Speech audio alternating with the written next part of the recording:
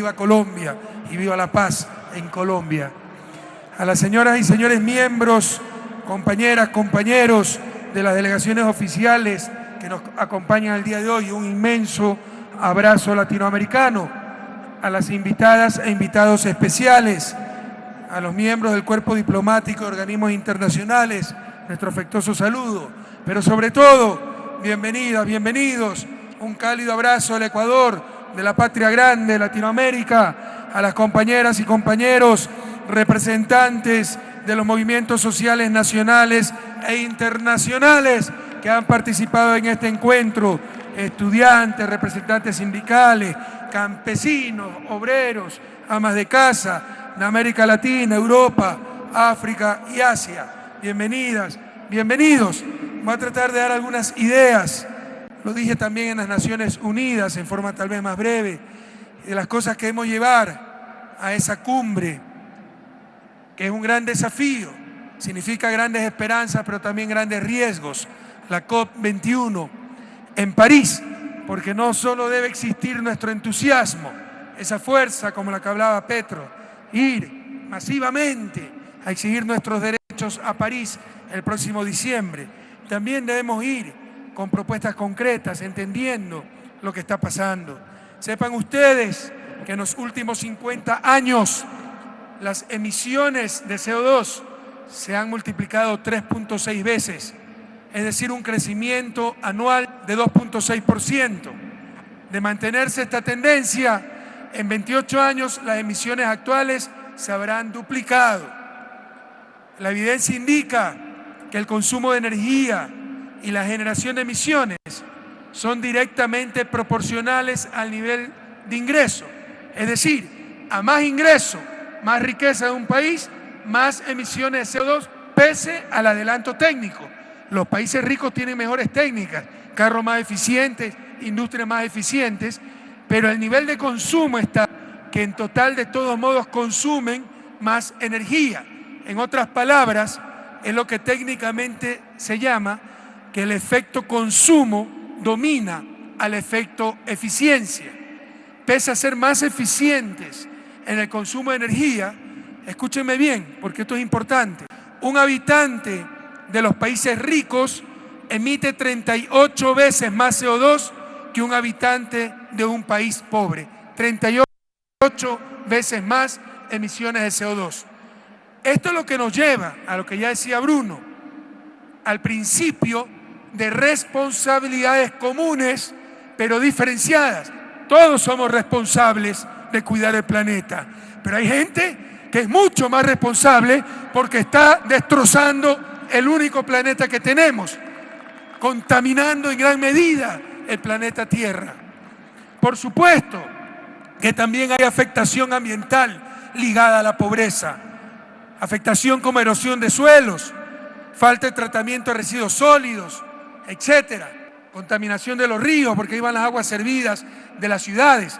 Por eso necesitamos recursos para cuidar la naturaleza, los países pobres, los países en transición hacia el desarrollo. Y paradójicamente esos recursos pueden venir de los recursos naturales no renovables explotados responsablemente. En el país, en mi país, Ecuador, tenemos un gran debate sobre la minería, tenemos un gran potencial minero. Y hay gente que es antiminera y nos utiliza argumentos muy simplistas. Toda mina contamina, en consecuencia no hay que tener minas.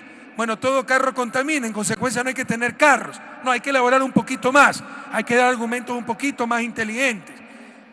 Por ejemplo, en Ecuador, de largo, de hecho todavía no tenemos gran minería, la mayor fuente de contaminación del agua dulce son las aguas servidas de las ciudades. Y para remediar ese problema tenemos que invertir miles de millones de dólares que no tenemos. A las finales Evo sí tiene, porque este tiene bastante plata, pero en Ecuador no tenemos. El nuevo Fondo Monetario Internacional de Latinoamérica. Evo la farsa le estamos llamando, por la directora del Fondo Monetario. Sí. Ahí anda haciendo cartas de condicionamiento y todo eso. Pero compañeros, con una minería bien utilizada se pueden obtener los recursos de tratamiento de aguas residuales y así purificar el agua dulce. Debemos ser muy objetivos en estas cosas de las aguas marinas superficiales. Por ello, es necesario caminar, y esta es una de las propuestas concretas. Ya lo hicimos en Ecuador, no es imposible, es voluntad, y sobre todo voluntad política de nuestros líderes. Debemos caminar hacia una declaración universal de los derechos de la naturaleza. Y el principal derecho de la naturaleza debería ser el que pueda seguir existiendo, pero también que pueda seguir ofreciendo los medios de vida necesarios para que nuestras sociedades puedan vivir con el summa causai, con el buen vivir. Y esto, compañeros, debe ser otra idea fuerza para evitar ciertos fundamentalismos, ciertos infantilismos. ¿Cuál es esa idea fuerza? El ser humano no es lo único importante en la naturaleza. Hace algunas décadas se creía que lo único importante es el ser humano y no interesaba el resto. No, el resto de la naturaleza es también muy importante. El ser humano no es lo único importante en la naturaleza, pero sigue siendo lo más importante, compañeros. En otras palabras, como lo dice el Papa Francisco en su encíclica Laudato Si, todo planteo ecológico implica un planteo social, y el principal desafío, la principal responsabilidad para los países pobres o en transición hacia el buen vivir es superar la pobreza. Entonces, el ser humano no es lo único importante en la naturaleza, pero él sigue siendo lo más importante. Y los derechos de la naturaleza implican que pueda seguir existiendo esa naturaleza, esa Pachamama, pero que a su vez permita el buen vivir para cada ser humano. ¿Y por qué esto es tan difícil de lograr dentro de un sistema como el capitalismo mercantil? Porque para el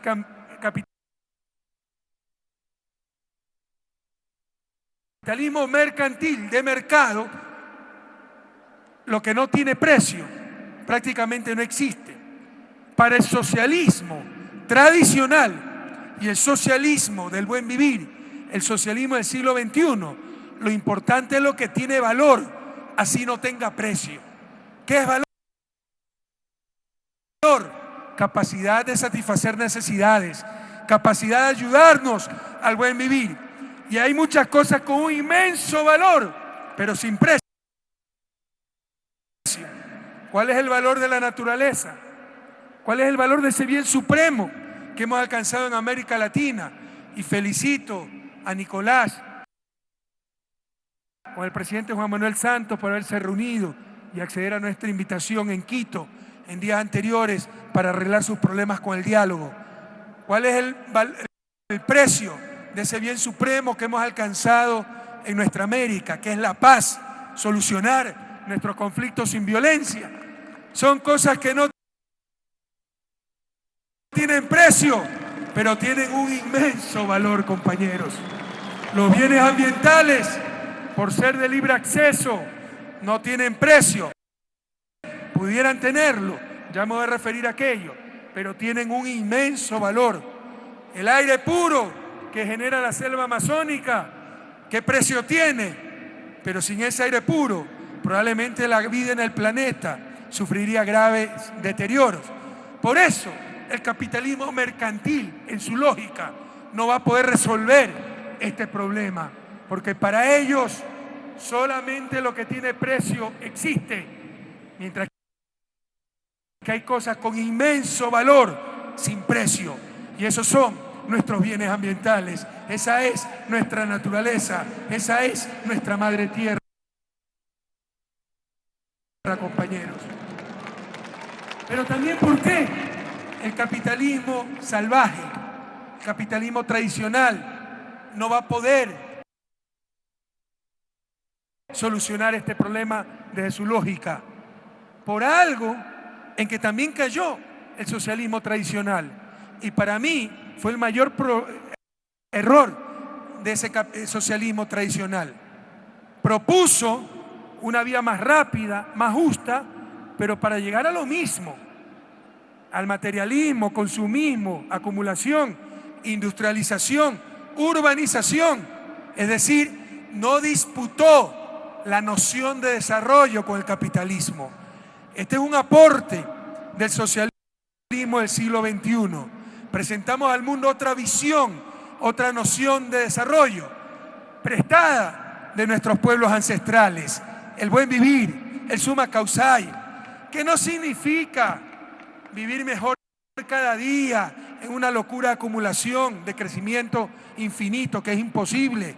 Significa vivir bien, satisfaciendo necesidades de base, pero en armonía con uno mismo, en armonía con la naturaleza, en armonía con las demás culturas. Es lo que los chinos están tratando también de definir. Ellos hablan de una sociedad moderadamente acomodada. Estrictamente hablando, no es que están disputando la noción de desarrollo vigente, la están limitando nada más un poco para poder sostenerla. Nosotros vamos más allá. El hombre no se limita a la parte material, que esos postulados de la economía neoclásica son una barbaridad antropológica por donde la miren, que las necesidades son ilimitadas y los recursos limitados. Con ese criterio, un ser humano como nuestro querido Pepe Mujica, que ha dicho reiteradamente que no necesita nada más para ser feliz, no existe, porque de acuerdo a la teoría económica, las necesidades deben ser ilimitadas. Son tonterías que nos han llevado a la destrucción del planeta. Insisto, por eso de la lógica capitalista, de la economía ortodoxa, no se va a poder resolver el problema del cambio climático, del cuidado de la naturaleza. Y aunque no lo crean, compañeros, la solución más importante para el problema del cambio climático, el calentamiento global, está también una palabra que define al socialismo. Y esa palabra es justicia. Y en este caso, justicia ambiental, compañeros. El momento en que haya justicia a nivel planetario, que los grandes contaminadores se responsabilicen del daño que hacen, que se compense a los países que sufren los impactos del cambio climático, que se compense a los países que generan bienes ambientales. Esta agresión contra la naturaleza se verá grandemente limitada, porque van a tener que pagar, compensar por sus acciones, porque vamos a tener que cambiar lo que muchos no nos damos cuenta, esta nueva e injusta división internacional del trabajo. ¿Cuál era la tradicional división internacional del trabajo? Que los países pobres produjéramos materias primas, lanas, etcétera, y los países ricos elaboraban esas materias primas y generaban bienes industriales que nos los vendían a nosotros mismos. Pero allá se quedaba el valor agregado, allá se quedaba el empleo, allá se quedaba el mayor ingreso. Eso ha cambiado. Estamos en intentos también de generar nuestra industria, de mejorar tecnologías, etcétera. Por supuesto, nos mandan tecnologías de generaciones anteriores, no tecnologías de punta, de última generación. Eso está cambiando, pero cuidado, ya estamos en otra situación. ¿Cuál es la nueva división internacional del trabajo? Que ellos producen conocimiento, ciencia, tecnología, que privatizan, mientras países como Bolivia, Venezuela, Ecuador, países de la cuenca amazónica, generamos bienes ambientales que consumen gratuitamente. Y debería ser exactamente lo contrario. Porque ¿qué pasa con el conocimiento, compañeros? El momento en que ustedes tienen un programa de computación, Evo lo tiene, utilice ese programa de computación. Nicolás lo tiene, utiliza ese programa de computación. El hecho de que Nicolás lo utilice no impide que Evo no lo utilice. El rato en que yo me como una manzana, Evo no se puede comer esa manzana. Si yo utilizo un programa de computación, Evo lo puede utilizar. Es lo que se llama no rivalidad en el consumo. Y cuando algo no tiene rivalidad en el consumo, una vez creado, mientras más gente lo utilice, mejor. Y esa es la característica del conocimiento, de la ciencia y de la tecnología. Como dice Bernard Shaw, un gran pensador, si yo tengo una manzana, te intercambio a ti, y tú tienes una manzana, e intercambiamos las manzanas, al final tú tienes una manzana y yo sigo teniendo una manzana. Si tú tienes una idea y yo tengo otra idea, e intercambiamos ideas, al final del día tú tienes dos ideas y yo tengo dos ideas. ¿Se dan cuenta? El conocimiento, la ciencia, la tecnología no tiene rivalidad en el consumo, pero se la privatiza. ¿Cómo se la privatiza? Con patentes. Y en nuestros países hay cárcel si no pagan una patente. Y eso es lo más parecido a la cárcel por deudas, queridos compañeros. Pero no hay cárcel si una transnacional destruye nuestra naturaleza. Por el contrario, los bienes ambientales se destruyen al consumirse, se contamina, se genera cambio climático, pero esos bienes ambientales siguen siendo de libre acceso. Técnicamente puede accederse libremente. Al conocimiento también puede accederse libremente en forma técnica. Técnicamente se accede de forma libre. Por eso se ponen barreras institucionales, patentes, leyes que sancionan al que utiliza un conocimiento sin pagar regalías, etc. La gran pregunta, ¿por qué no se hace lo mismo con los bienes ambientales? Más aún, en los bienes ambientales hay más lógica, porque el bien ambiental se destruye cuando se utiliza. El conocimiento lo puede utilizar tú, y no se destruye. Es un bien no rival en el consumo. Mientras más gente lo utilice, mejor. Pueden buscar los pretextos que quieran. La única respuesta, compañeros, es la respuesta del poder. ¿Quiénes son los contaminadores, pero que producen conocimiento, que privatizan, en cambio consumen bienes ambientales libremente? Son los más poderosos. Se trata de un problema político, y para resolver ese problema político se necesita una noción de justicia, compensar valor, compensar los bienes ambientales, firmar Kioto para obligarse a cuidar la naturaleza y compensar a esos países, a esos actores que generan esos bienes ambientales. Lamentablemente, queridos compañeros, en el siglo XXI, la justicia sigue siendo todavía la conveniencia del más fuerte. Para graficarles un poquito de lo que estoy hablando, por un instante, imagínense que la solución sea la inversa. Perdón, que la situación sea la inversa. Que los contaminadores, los grandes contaminadores, fuéramos Ecuador, Bolivia, Venezuela, Cuba, y el que tuviese la selva amazónica fuese Estados Unidos o fuese Europa. ¿Quién puede dudar que hace rato hasta nos hubieran invadido para exigirnos una justa compensación, entre comillas, ¿verdad? Y todo en nombre de civilización, justicia, derecho, etc. Pero como la situación es la contraria, ni siquiera firman Kioto y siguen consumiendo libremente nuestros bienes ambientales. Solo compensando el consumo de bienes ambientales no tendríamos ya más necesidad de financiamiento para el desarrollo. Y aquí otra idea fundamental para cualquier debate sobre sostenibilidad: la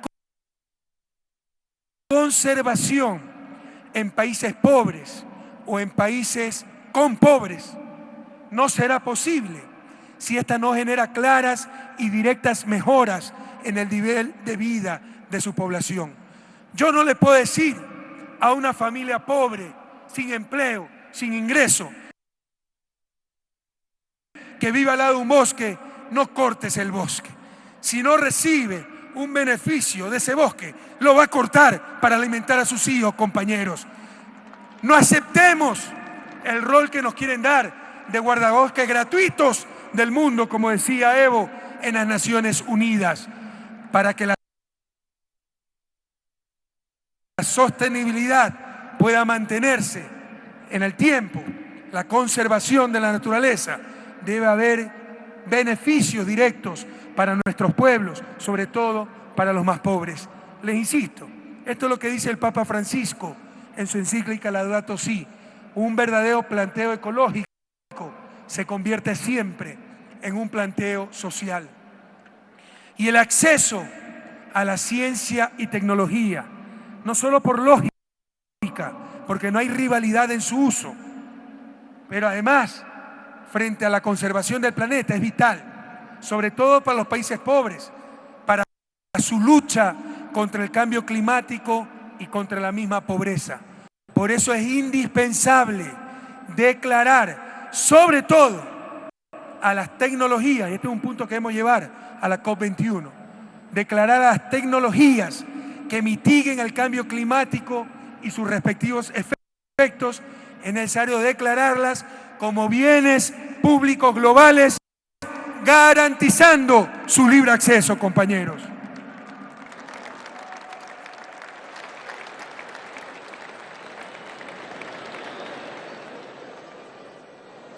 Y les dije, la solución es justicia. Esa justicia también implica que los países más contaminadores reconozcan el daño que ya han hecho en nuestros países, con el saqueo de los recursos naturales, con la propia contaminación, etc. Y por eso es necesario también luchar por ese tribunal internacional para cuantificar y obligar a pagar la deuda ecológica que tienen los países más ricos. Pero sobre todo, evitar que esa deuda siga creciendo.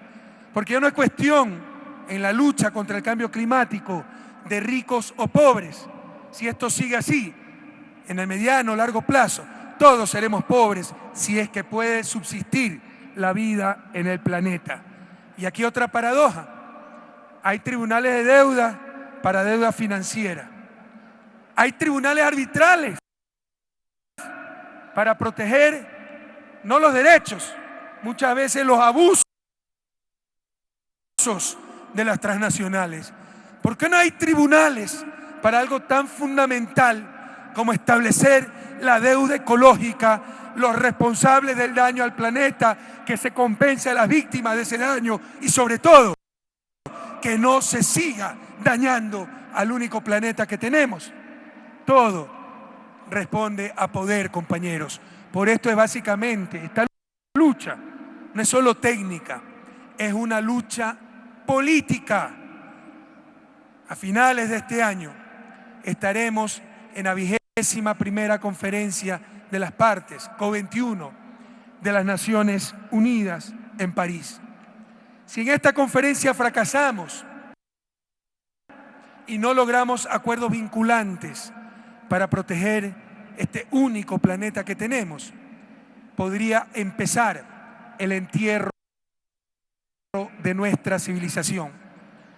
Pero como dije en las Naciones Unidas hace un par de semanas, si alcanzamos la victoria, si logramos esos acuerdos vinculantes, si logramos el compromiso de los países más contaminadores, que también son los más poderosos, es decir, se trata de una lucha política en función de la justicia ambiental, pero si logramos esa victoria, celebraremos la conferencia 22 con el cántico del primer manifiesto ecológico, escrito en el año 1225 por San Francisco de Asís, que cantaba, decía el santo, por el hermano viento, por el aire, la nube, el cielo sereno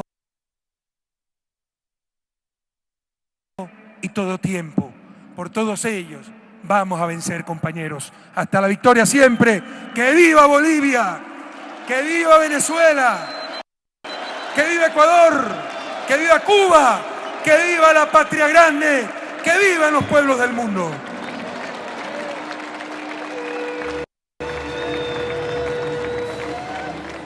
palabras de nuestro hermano presidente de la República del Ecuador.